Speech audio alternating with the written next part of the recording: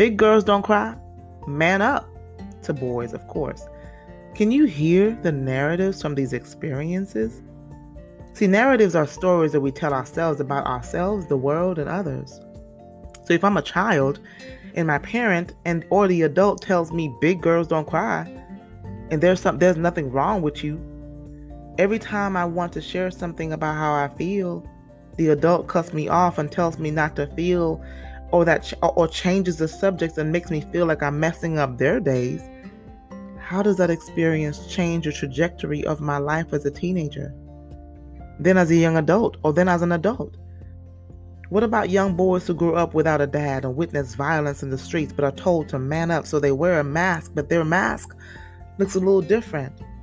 See, these same little boys grow up and become emotionally detached men, emotionally unavailable men, broken men.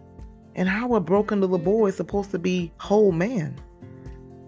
How are broken men supposed to thrive in relationships with women, or in marriages, or as dads?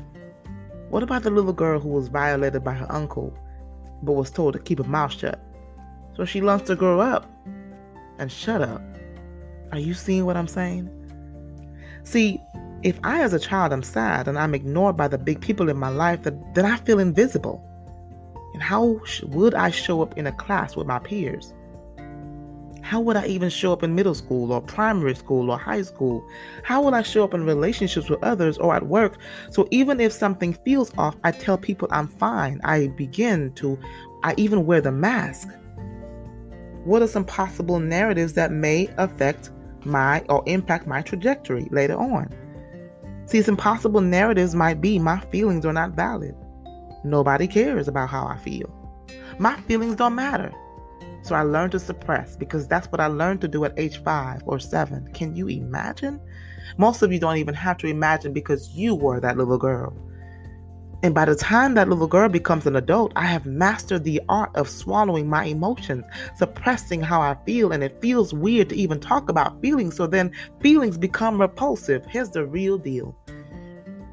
Many of you were wearing a mask before we were told to put on a mask. See, the mask that we wear in 2020 since March is to protect us from a virus.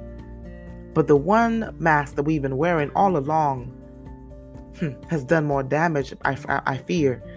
It's kept us emotionally detached, emotionally unavailable, isolated. It's delayed our emotional wellness. And I know that for many people, they might say, well, Wendy, I've been wearing the mask. In other words, I've been suppressing my feelings because it keeps me protected from myself, from my emotions. I don't have to be judged. I don't have to be exposed.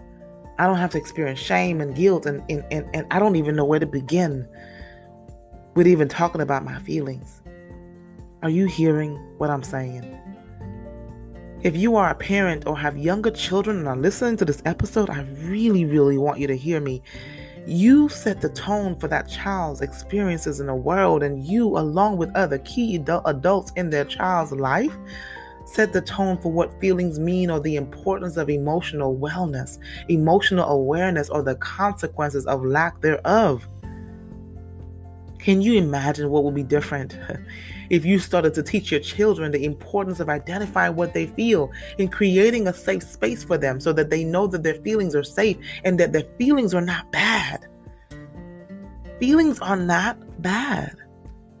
How powerful would that be to set the tone for a child to become emotionally attuned and emotionally aware at a young age? And what impact will that make on their future to show up as confident adults? Speak up assertively and honestly, as well as be healthy beings in relationships. Of course, that's not the only tool, but it is sure one of the most important tools. Yeah, I remember a story when moments I would have with my niece. She's a beautiful girl. And I remember when she was younger, I would talk to her about feelings, and I would say, baby, it's important for you to tell auntie or tell mommy or tell daddy how you feel. And we would just talk about different feelings. I didn't have a lot of time with her, but I knew that moment, it was important for me to impart that into her. It was also